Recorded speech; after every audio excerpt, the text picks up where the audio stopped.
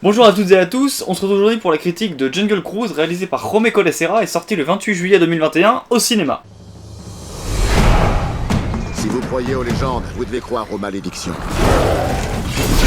Vous allez me supplier de faire demi-tour. Si vous saviez comme j'ai hâte de vous décevoir.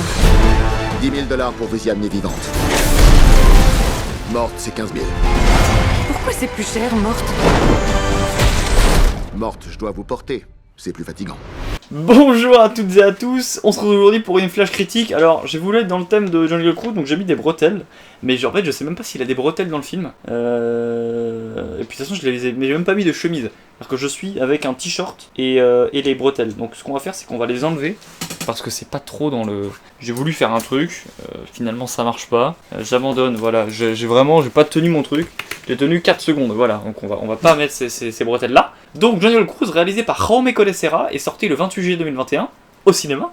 Il dure 2h07, petite durée de film Disney, ça va, donc ça commence à être pas mal. Avec The Rock, avec Emily Blunt, avec Jake Gyllenhaal et avec Jesse Plemons. Breaking Bad représente. Donc Jesse Plemons qui joue Joachim, le prince Joachim dans ce film-là, et qui jouait déjà dans Breaking Bad. Voilà. Donc Jungle Cruise, c'est l'adaptation d'une attraction Disney, voilà, donc ça, je sais.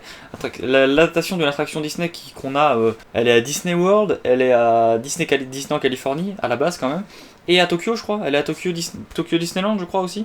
Et donc en tout cas c'est Jungle Cruise, on l'a pas en France, qui est une attraction où c'est le principe, c'est une croisière, vous êtes dans un petit bateau, une croisière, et puis vous avez des animaux à droite à gauche, et il y a un mec qui vous fait la visite, et vous visitez, c'est des faux animaux, hein, mais c'est une croisière. La Jungle Cruise, la croisière de la jungle, c'est pas compliqué, croisière de la jungle. Et donc là c'est l'adaptation, et donc en fait vraiment Jungle Cruise attraction, c'est le métier de Frank, le métier de The Rock dans le film, c'est l'attraction. C'est l'attraction, c'est voilà. Et c'est pas la première fois que Disney fait une adaptation d'attraction. Donc ils avaient déjà fait Pirates des Caraïbes, toute la saga Pirates des Caraïbes, qui était une adaptation de l'attraction Pirates des Caraïbes. Ils ont déjà fait The Haunted Mansion avec Eddie Murphy, qui était une adaptation d'attraction. Voilà. Tandis que mon chat me regarde. Est-ce qu'il va venir? Est-ce que tu viens, mon chat?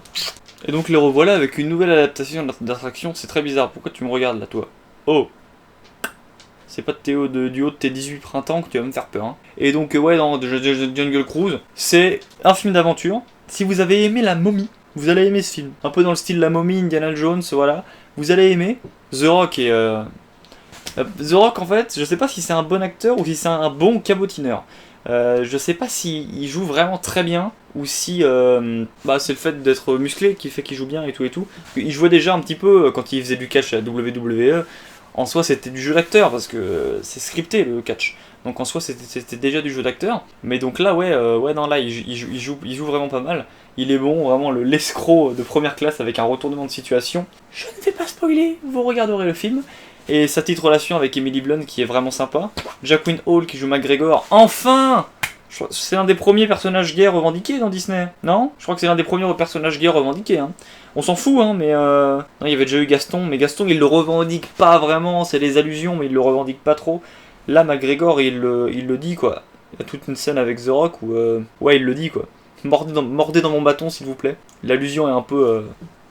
Voilà. Et alors Jesse Plemons qui joue Joachim, lui il est vraiment bien. Voilà, je vais pas m'amuser à imiter l'accent allemand plutôt nazi, mais non, Jesse Plemons c'est depuis Breaking Bad il est excellent. Il prend du poids le petit Jesse Plemons, mais il est bon.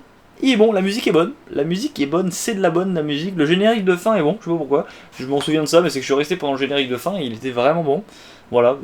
C'est tout. Les méchants, l'histoire est vraiment bien. L'histoire, pour vous la faire courte, il y a une pierre, un arbre avec des fleurs qui permettent de guérir toutes les maladies.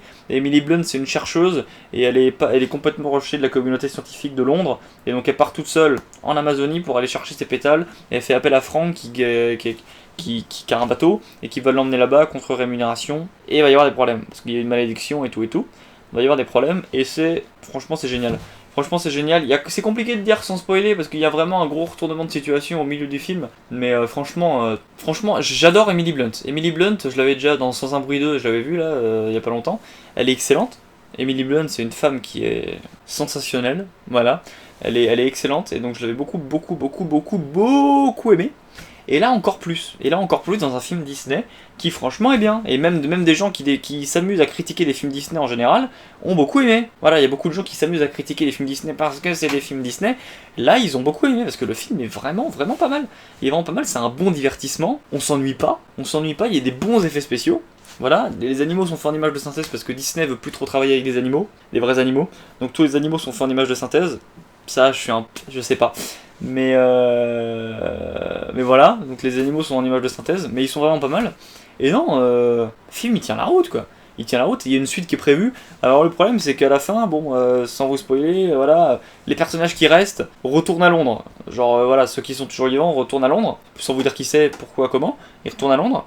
Et donc ils sont à Londres, et à Londres, il n'y a pas de jungle. Donc Jungle Cruise, la croisière de la jungle, je sais pas comment ils vont faire, à moins que la jungle les rappelle.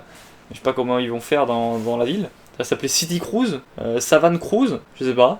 Après le truc qui est marrant c'est que The Rock, en fait à chaque fois qu'ils font un film sur la jungle, il faut qu'il y ait The Rock. The Rock est dans la franchise Jumanji, là il est dans la franchise Jungle Cruise. Dans tous les films où il y a de la jungle, soyez sûr, John Cruise.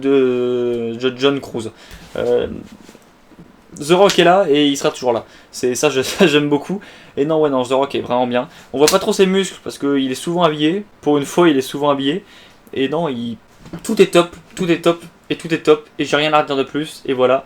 Et on se dit à une prochaine pour une prochaine vidéo, pour une prochaine flash critique. C'était la flash critique de Jungle Cruise. Moi, je vous dis à une prochaine. Salut! Salut!